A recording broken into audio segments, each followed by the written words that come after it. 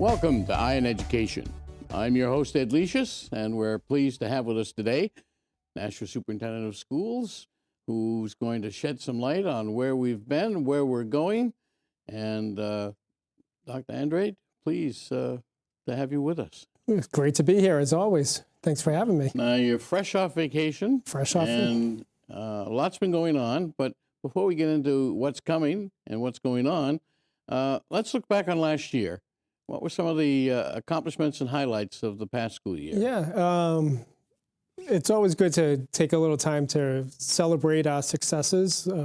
First and foremost, I don't know if the public is aware or we highlighted enough that we actually ended or met the requirements of the settlement with the Department of Justice in our ELL settlement. So if you recall, we had a DOJ settlement agreement regarding our ELL services that actually went back to like 2019 was the finding, and then we entered an agreement in 2021, and we satisfied the requirements this past December.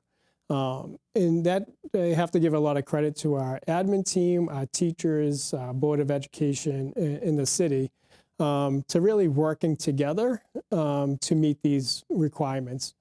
We've invested in more ELL teachers, more curriculum supplies for our ELL population, and more importantly, we really built a system around Tier 1 instruction that benefited all students. So working closely with the Department of Justice, the Board of Education, our teachers, and our admin team, we satisfy the requirements of that DOJ settlement, which was a huge burden.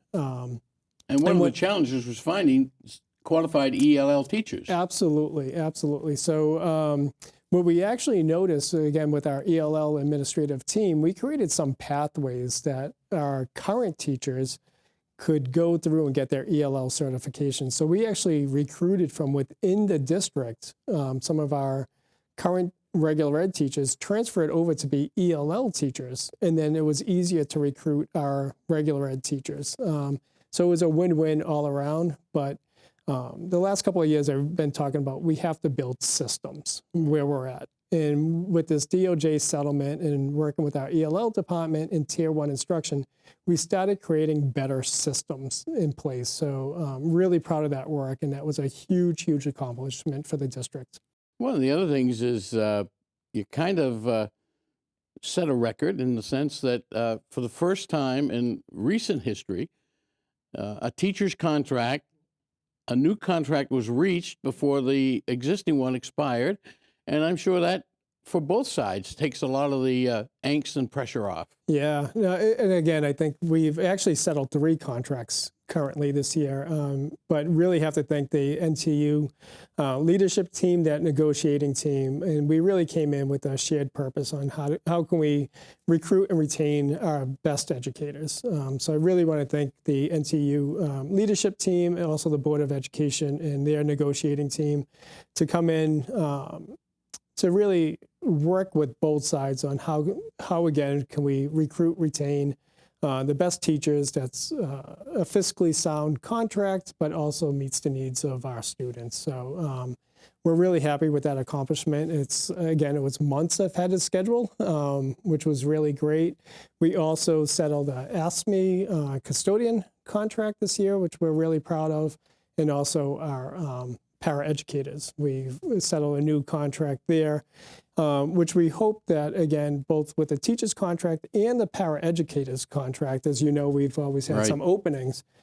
One of the major things that we looked at was restructuring the entry wage for both our paraeducators and our teachers so that we're able to recruit new teachers and new paraeducators off the street that now we're, I think, a lot more competitive with our neighboring districts. And that certainly bodes well for starting the school year when you can put the full focus on the kids in the classroom. Yeah. And it's, again, it's to your point, right now things are, I don't want to say not as stressful opening the schools, right? But that right now there's a sense of calm.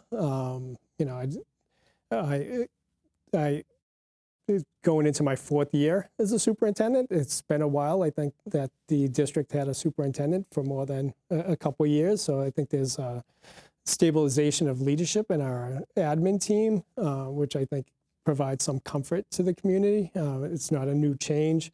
Having the contract settled, we don't have anxiety over that aspect of it. So I think there is a sense of calmness. Just got numbers this morning of where we are in hiring. We currently have 43 teacher openings right now, of which it's 20. We're looking for 23 special educators and 20 regular ed teachers. So at the beginning of August, it's still a lot of work to do, but we're actually in better shape this year than we were last year. And we are in the month of August, as you mentioned, and that means the start of school is just around the corner. One of the telling tales is that on Thursday, August the 21st, Nashua goes back to school. Will be held once again at the Nashua Public Library, and that's kind of the starting flag, if you will. But a lot has gone on behind the scenes during the summer to prepare for the opening, along with the interviews and the hiring process. Are there any major projects, building projects or repairs going on that hopefully will be completed by time school opens? So the ongoing projects that are near completion are Birch Hill Elementary School and Maine Dunstable Elementary School. So those projects have been going on for the last 18 months. They're in the final throes right now, and they should be complete, or fairly complete, starting September. At New Searles Elementary School, we're putting in a new security vestibule. That will be complete within a couple September, October kind of time frame. So those are the major construction projects going on. There's a little paving going on at North High School currently, but that'll be complete before school starts. You're currently working on your strategic plan, and there's also a facility study underway. And where do both of those stand at this point? Yeah, so we're really excited about both of those studies. So the strategic plan and the facility study, as we know over the last couple of years, like we've been asking the question, like, what does Nashua look like in the year 2038, right? And so I say the year 2038, that's the graduating class of our K kids. Right, it's kind of scary, It right? is. If it puts it in a little perspective.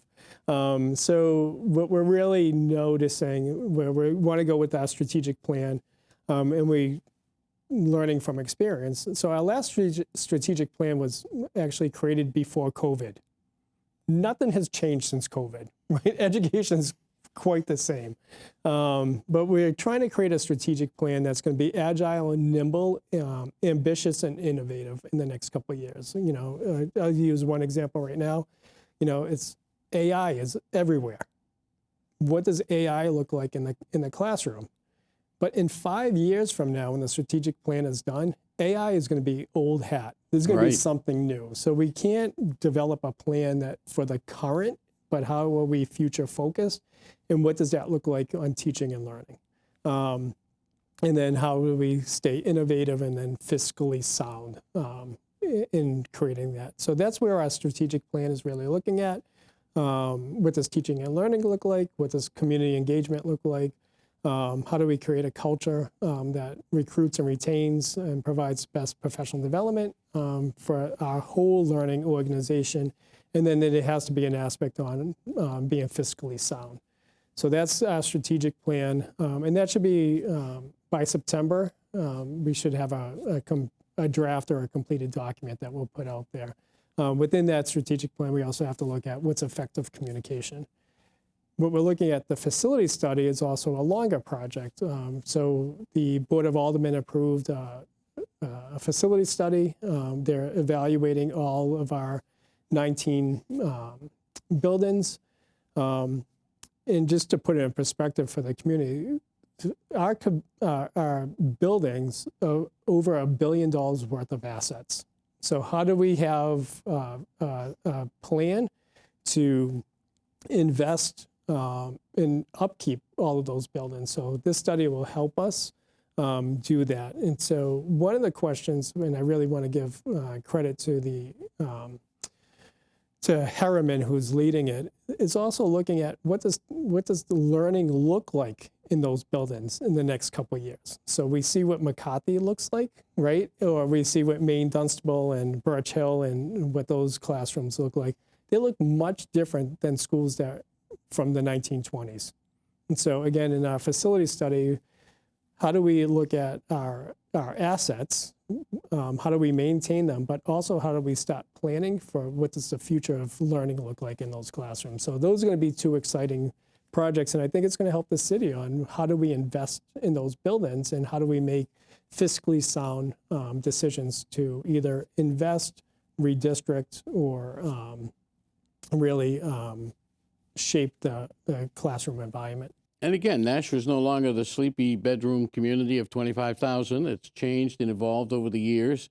Back in the day, the concept was to have the neighborhood walk-in school, and that was the reason why some of the schools are laid out in areas that they are.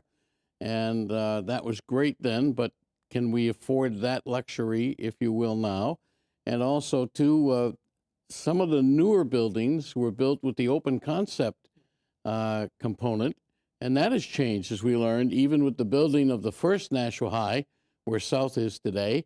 There were no floor-to-ceiling walls there. It was open concept, and when that didn't work, we had to go back in and bring the walls to the ceiling. And now we're moving into another area where you really have to weigh investing in rehabbing some of the older schools to bring them up to date and up to code in some instances, or do we go to a plan B, which is to close and or build or redistribute the student population? Yeah.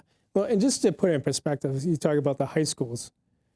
I don't know if the community realizes those buildings are now 25 years old, right? So what does that look like? They beautiful buildings, and the city has done in the school department an incredible job upkeeping. But after 25 years, now we're talking about new roofs. We're talking about like systems getting old. And those are some of our newer buildings, right? And so, but when we put it in perspective, like, if we need a new roof at north or south, like that's not $15,000. That's millions of dollars for a new roof. We're not there yet, but within the next 10, 15 years, we're going to be looking at new roofs for those high schools, which is going to run into the millions and millions of dollars.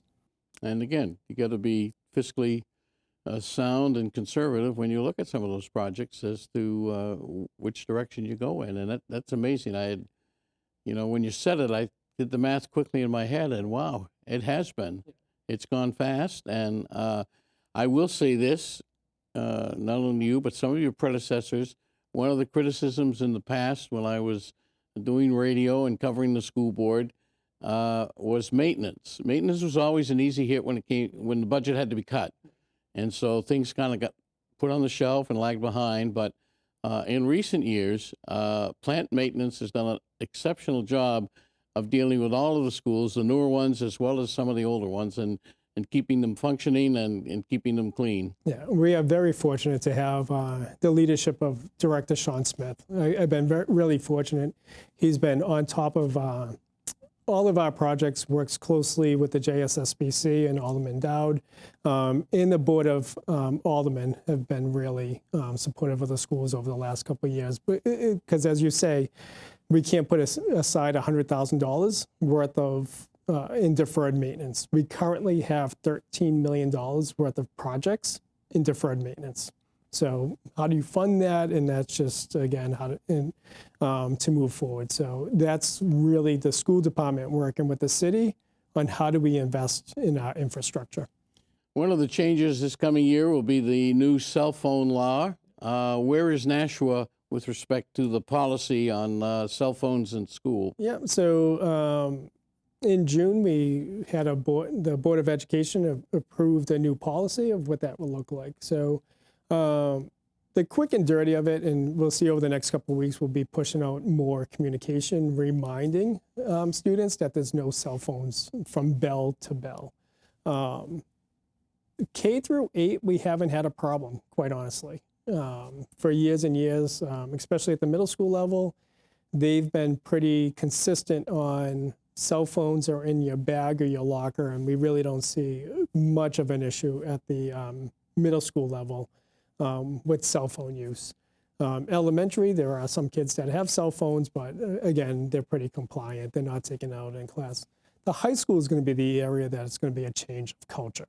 So we'll be working with our high school administration, with our teachers on, again, communicating and reminding students that they shouldn't have their cell phones out in class. And our policy talks about a progressive reminder kind of system at the beginning is just, keep your cell phones away.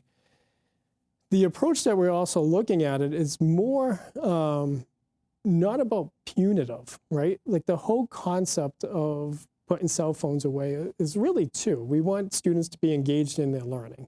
You can't be on your cell phone if you're engaged in your learning. And the other thing that's coming out with research is more about the addictive nature of kids are actually having to their cell phones through their social media, the likes, the anxiety that's associated with it. So we're also trying to treat it like it's an addiction, right? If this was really that's leading to mental health. So how do we work with our student population and our families to really talk about this is a social emotional learning issue, right? The kids are like, whether it's cyberbullying, their self-concept, those aspects, kids are being addicted to it, right? And so we wanted, how do you treat that, right? And so those are going to be the larger concepts of what's happening. The other message that we have to get out is really to the families, right? There's not a lot of middle school students who are going out buying a $1,000 phone.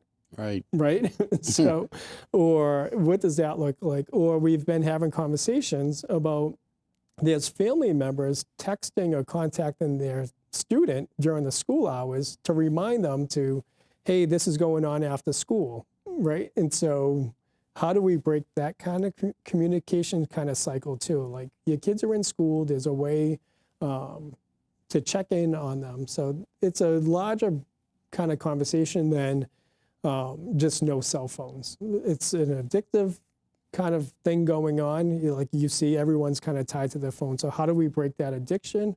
And then the other aspect of how do we create a culture that's mutually responsible, that I can say, hey, Ed, can you put your phone away? And you put your phone away. If you don't put your phone away after 3 or 4 requests, that's not about the cell phone anymore.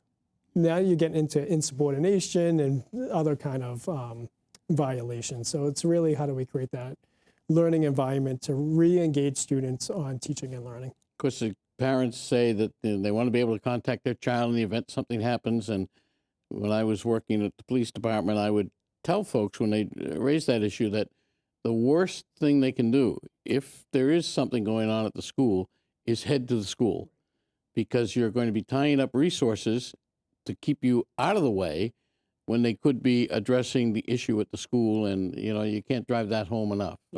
That's the worst possible thing. Yeah. Parents can help by staying out of the way, let the professionals take care of it, and go forward. But we have to recognize that concern, right? And so my kids are now college age, but I recognize that concern from families of, I want to ensure that my child is safe at all times. And that's a parent or a guardian responsibility. So we acknowledge that. What else is on the agenda for the coming school year? Any other program implementations or activities that are being planned? Before I kind of get into that, so we had a good meeting today on bus and transportations. So we are ahead of schedule. We should be getting our bus routes coming out tomorrow. So I think we have ample time of making sure our bus is going to be running properly, on time. Again, we just signed a new contract with First Student. In that contract, there's a lot more technology that's going to be utilized. And again, we will get the first draft today, is August 5th. So by the end of the week, we should have our first draft of bus routes, making sure everything is running properly. All the students are scheduled accordingly. So we're looking for a much cleaner opening of school with our transportation. So I think those communications should be going out over the next couple of weeks. So, And it's not perfect system. No. You do the best you can, and people should realize it does take a couple of days for things to shake out, and for the administration and the bus company to figure out that, well, actually, if we make these little tweaks, this route will work better than the other. But you got to try it. It's actually going to be picking and dropping kids off to shake out the bugs. Yeah, and what we noticed last year, looking at a lot of the data, once some of the bugs were kind of worked out, is it's a staffing issue sometimes. Right. And so if there's a plethora of people who call out sick, and then you're combining routes, that kind of made things much more difficult. So again, we're working closely with First Student to make sure that there's not a repeat from last year. So that's really important. The other aspect of things going on this year is it's really, again, how do we develop systems? So there are no abrupt changes in either our curriculum or any kind of services. So we're really staying the course on how do we deepen our Tier 1 instruction, better understanding of our standards and instructional practices. We are working closely with our building administrators so that we have a combination of district-wide professional development around either math or at the elementary level, special education, ELL instruction, or instructional strategies. But we'll also be providing enough time for our teachers to meet at the building level. Again, we want our professional development to be closest to the classroom, so some of it will be organic and school-based. So we're really excited for our teachers to have the time, now that we're out of the DOJ settlement, that it was kind of top down, a little more organic. We truly believe we have some of the best experts out there in our own district. So how do we learn from one another and truly be that learning organization? So we will be going deeper into building our systems of support for our students. Well, I recall our first interview, and one of the things we talked about then was the revolving door and the need for stability at the superintendent's office. And as you begin your fourth year, that seems to be working for you and working for the district. And I want to thank you for what you've been able to accomplish. And I know that with your team, you're going to continue to make Nashua the best it can be. Yeah, thank you. No, I'm truly blessed, humbled, and honored to be the superintendent here. It is truly a remarkable community. I think I've been saying it for the last couple of years. I have never seen a community rally around our students, both with community resources, partnerships who just want to help. And I think in the past, the school district didn't ask the right questions in how to engage in that community partnerships and that community development. So I've been truly blessed and privileged to actually be able to facilitate those conversations and really bring the team and empower others to new kind of opportunities for innovation and ask those questions and create that culture of continuous improvement. It's I'm really thankful of the Board of Education. It's been out there a little bit, but they did renew my contract for another 3 years. So you're stuck with me for 3 more years.